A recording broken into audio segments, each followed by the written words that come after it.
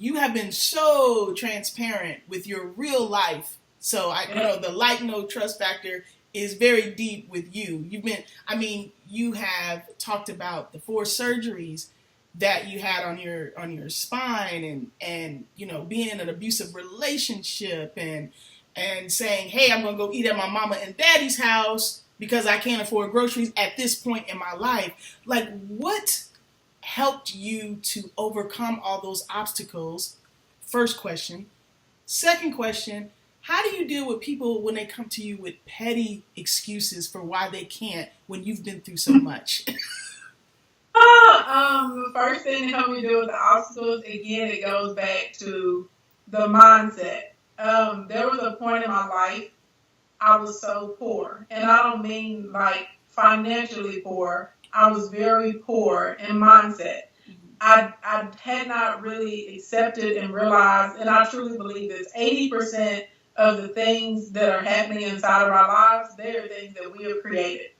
It doesn't matter what happens to you, it's how you react to what happens to you, and you can choose to let that elevate you or diminish you. And depending on how you speak to it and the way that you act towards it is going to determine what else comes into your life from it. So I was very poor in my mindset because I didn't understand that concept at that time. And I did not realize that I really had a great deal of power. Like, all of us have power. We can manifest whatever we want to. But I hadn't tapped into it yet. And I had surrounded myself with users. I had surrounded myself with takers. I had surrounded myself with abusers. And I was so... if I'm honest, I was so worried about what other people thought about me. And because I was worried about what other people thought about me, I was a liar. Now, I wasn't the type of person to go and lie about, I have this much, or I don't have this, or I don't have that. It wasn't that I lied about those things, but I was lying about my emotional state. And I was lying, I didn't want people to know I was in an abusive relationship. And I didn't want people to know that my ex-husband would leave sometimes for 3 or 4 nights at a time and not come home, right? And I would go out, I put on my makeup, I put on my face. And girl, I even had nerve enough to be there for other people and advising them and praying for them. But I'm out here, lying and pretending everything is okay and trying to hide what's really going on in the background of my life, because I've always, I am a strong woman, and a lot of people see me as strong and assertive, and so I was like, it's embarrassing, even when I was dating, I never even let a dude cheat on me when I was dating, and now I'm married to a man who's cheating on me, hitting me, I'm basically living in hell, so it was a lot for me, and I was trying to mask it, right? So it's really hard to change things when you're trying to hide things and you won't acknowledge it. So I was continuing to bring all of that negativity and trash into my life. So I was super poor in mindset. And once I said, enough is enough. What was the day, Ashley? What was the moment? What was the day? What was the moment that you said no more and things changed? And it was a combination of things. Like, literally, it was probably one of the toughest weeks in my life. I had gone to the doctor, and they told me, basically I need to prepare to be in a wheelchair. My spine was deteriorating at a rapid rate. I had a very bad business deal, and somebody had taken about $25,000 from me, which is crazy now because I'm in the position I literally make that in a day now. But before, that was enough to put me out of business, to take me out. I wasn't killing it the way I'm killing it now. And then, my ex-husband's mistress at the time had recently contacted me because she thought I was the side chick. She thought I was the other woman, honey. Wow. No, why? Right?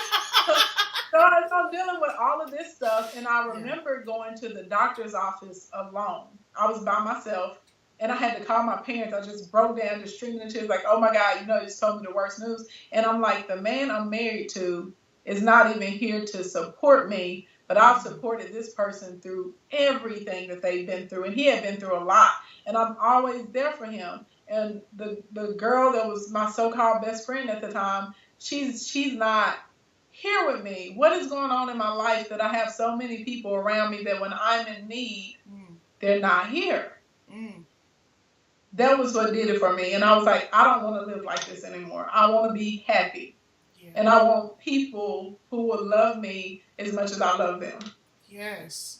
I'm so glad that moment happened for you to turn your life around, because it not only helped you, it's helping all of us who's watching you.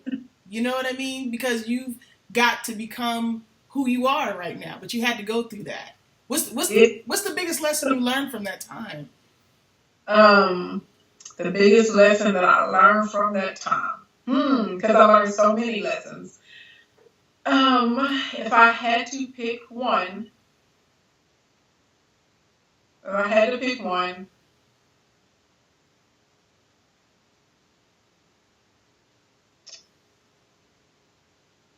when people show me who they are, believe it. Because they were showing you. Yeah, because when I look back on it, there were all these signs and all these stuff that people would do. And, I would just let it slide. And I think a lot of times people think it has to be something big and great and catastrophic that happens. But honestly, like disrespect and devaluation, it's very systematic, and it's a series of very small events. And there are things that we continue to allow in our lives. And I had to, get to the point like, why am I even allowing this, what is going on with me that I'm basically willing to be a trash can to some people? And it was really a lot of that. So paying attention, and even when somebody shows you something, even if it's small, like, no, that is the truth, that's the reality. And if they act that way with something small, they're going to act that way with something large. Yeah.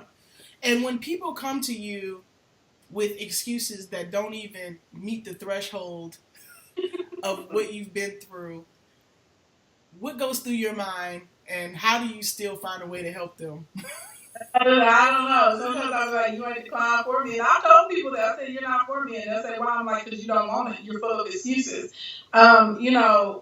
I have a friend that I'm working with right now, and she is going through cancer again, but yet she still works and she keeps her business together.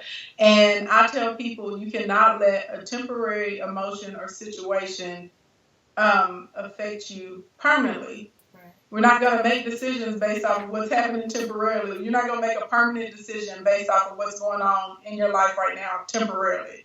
And so I just tell them, like, because if you come to me and you go, oh, I got a headache, I can't do this. Okay, girl, well, my spine ruptured and I still was able to work. Yeah. And then they go, oh, so shut up. Get to eat the crap or get off the pot. I don't have time for it. If you really, really want it, you have got to come with it, because you got to realize in the world you're competing against people like me. You're competing against people like my friend who has cancer. You're competing against people. We are relentless in our pursuit. And we take any health issue, we take emotional issues, we take family issues, and we compartmentalize it. We deal with it, but we understand that it's a distraction, and we don't let it stop us. We have our eyes on the prize, and we want it. And I'm going to come eat your lunch. I'll eat your baby lunch. I'll eat your grandma's lunch. I'm going to come eat y'all dinner. Then I'm going to look in your face and be like, I did it. What you going to do? You're competing against people in the world like me. We have morals and values, and we're not going to do anything that's disrespectful, but we're going to do everything that we can in our power to get what we want. To win. We do not quit, and it doesn't matter how many times we get knocked down, doesn't matter what our health issue is, doesn't matter what our emotional state is. We know at the end of the day, I still have a mission to complete. And until you really want to succeed, until it's the point where literally nothing is going to stop you, and you really want it just as bad as you want to breathe. You really want it just as bad, as you want love. You really want it just as bad as you want peace. You really want it just as bad as you want abundance. You want it just as bad as anything that you've ever wanted badly in your life. You're not going to win, because you're going to take any little thing and use it as an excuse to bow out. And, you weak sauce, and maybe you're not cut out, She said weak sauce. Weak sauce.